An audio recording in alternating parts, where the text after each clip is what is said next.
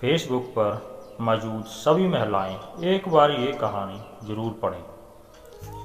प्रिया ने आज कई दिनों के बाद फेसबुक खोला था। एग्ज़ाम के कारण उसने अपने स्मार्टफोन से दूरी बना ली थी। फेसबुक ओपन हुआ तो उसने देखा कि 50 से 60 फ्रेंड रिक्वेस्ट पेंडिंग पड़ी थी। उसने एक सरसरी निगाह से सबको देखना शुरू कर दिया। तभी उसकी नज़र एक लड़के की रिक्वेस्ट पर ठहर गई। उसका नाम राज था। भला का स्मार्ट और हैंडसम दिख रहा था। अपनी डीपी में प्रिया ने जिज्ञासावश उसके बारे में पता करने के लिए उसकी प्रोफाइल खोलकर देखी तो वहाँ पर उसने एक से बढ़कर एक रोमांटिक शेरों, शायरी और कविताएं पोस्ट की हुई थी। उन्हें पढ़कर वो इम्प्रेस हुए बिना नहीं रह पाई और फिर उसने राज की रिक्वेस्ट एक्सेप्ट कर ली। अभी उसे राज की रिक्वेस्ट एक्सेप्ट किए हुए कुछ ही देर हुई कि उसके मैसेंजर का नोटिफिकेशन के साथ बज उठा। उसने चेक करा तो वो राज का मैसेज था। उसने उसे खोलकर देखा तो उसमें राज ने लिखा था, थैंक यू वेरी मच। वो समझ तो गई थी कि वो क्यों थैंक्स कर रहा है, फिर भी उसने मज़े लेने के लिए रिप्लाई करा, थैंक्स किस लिए। उधर से तुरंत जवाब आया, मेरी रिक्वेस्ट एक्सेप्ट करने के लिए। प्रिया ने कोई जवाब नहीं दिया, बस एक स्माइली वाला स्टिकर पोस्ट कर दिया और फिर मैसेंजर बंद कर दिया। वो नहीं चाहती थी कि एक ही दिन में किसी अनजान से ज़्यादा खुल जाए और फिर वो घर के कामों में व्यस्त हो गई। अगले दिन उसने अपना फेसबुक खोला तो उसे राज के मैसेज नज़र आए। राज ने उसे कई रोमांटिक कविताएं भेज रखी थी। उन्हें पढ़कर उसे बड़ा अच्छा लगा। उसने जवाब में फिर से स्माइली वाला स्टिकर सेंड कर दिया। थोड़ी देर में ही राज का रिप्लाई आ गया। वो उससे उसी की हॉबीज़ के बारे में पूछ रहा था। प्रिया ने राज को अपना संक्षिप्त परिचय दे दिया। उसका परिचय जानने के बाद राज ने भी उसे अपने बारे में बताया कि वो MBA कर रहा है और जल्दी ही उसकी जॉब लग जाएगी। और फिर इस तरह से दोनों के बीच चैटिंग का सिलसिला चल निकला।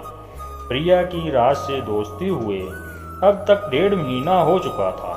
प्रिया को अब उसके मैसेज का इंतज़ार रहने लगा था।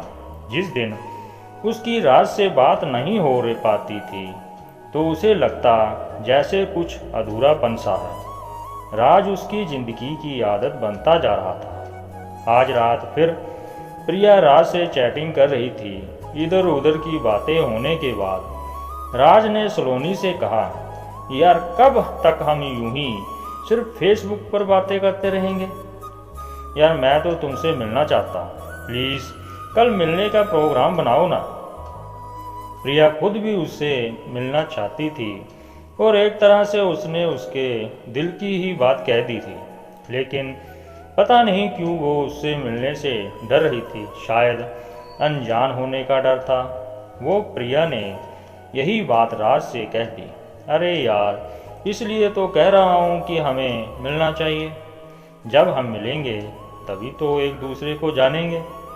राज ने उसे समझाते हुए मिलने की जिद की। अच्छा ठीक है, बोलो कहाँ मिलना है, लेकिन मैं ज़्यादा देर नहीं रुकूंगी। वहाँ प्रिया ने बड़ी मुश्किल से उसे हाँ की। ठीक है, तुम जितनी देर रुकना चाहो रुक जाना, राज ने अपनी खुशी छिपाते हुए उसे कहा। और फिर वो प्रिया को उस जगह के बारे में बताने लगा जहाँ उसे आना था। अगले दिन शाम को 6 बजे शहर के कोने में एक सुनसान जगह पर एक पार्क, जहाँ पर सिर्फ प्रेमी जोड़े ही जाना पसंद करते थे। शायद एकांत के कारण राज ने प्रिया को वहीं पर बुलाया था। थोड़ी देर बाद ही प्रिया वहां पहुंच गई। राज उसे पार्क के बाहर गेट के पास अपनी कार पर पीठ लगा के खड़ा हुआ नजर आया। पहली बार उसे सामने देखकर वो उसे बस देखती ही रह गई। वो अपनी फोटो से ज़्यादा स्मार्ट और हैंडसम था। प्रिया को अपनी तरफ देखते हुए देखकर उसने उसे अपने पास आने का इशारा करा। उसके इशारे को समझकर वो उसके पास आ गई और मुस्कुरा कर बोली, हाँ अब बोलो, मुझे यहाँ किस लिए बुलाया है? अरे यार, क्या सारी बात यहीं सड़क पर खड़ी खड़ी करोगी? आओ कार में बैठकर बात करते हैं। और फिर राज ने उसे कार में बैठने का इशारा करके कार का पिछला गेट खोल दिया। उसकी बात सुनकर प्रिया मुस्कुराते हुए कार में बैठने के लिए बढ़ी। जैसे ही उसने कार से बैठने के लिए अपना पैर अंदर रखा तो उसे वहां पर पहले से ही एक आदमी बैठा हुआ नजर आया। शक्ल से वो आदमी कहीं से भी शरीफ नजर नहीं आ रहा था। प्रिया के बढ़ते कदम ठिक ठिक गए। वो पलट कर राज से पूछने ही जा रही थी कि ये कौन है कि तभी उस आदमी ने उसका हाथ पकड़कर अंदर खींच लिया और बाहर से राज ने उसे अंदर धक्का दे दिया।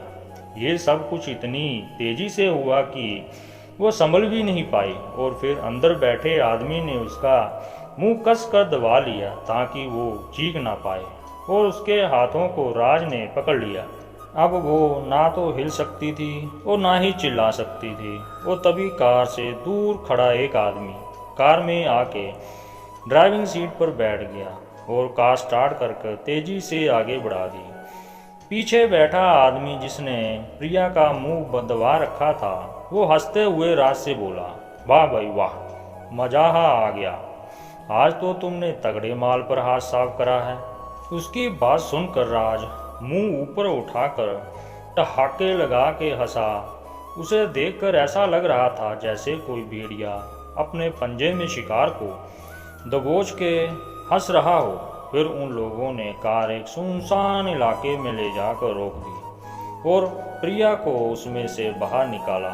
उन तीनों दरिंदों ने प्रिया के साथ रेप किया, फिर प्रिया को गाड़ी में डालकर बदनाम इलाके में जाकर कोठे पर बेच दिया। ये प्रिया की कहानी उन लड़कियों को सबक देती है जो सोशल मीडिया से अनजान लोगों से दोस्ती कर लेती हैं और अपनी ज़िंदगी गंवा लेती हैं। तो दोस्तों, अगर आप हमारे चैनल पर नए हैं तो कृपया चैनल को सब्सक्राइब करना मत भूलना। चैनल को सब्सक्राइब जरूर करना। मिलते हैं अगली कहानी में।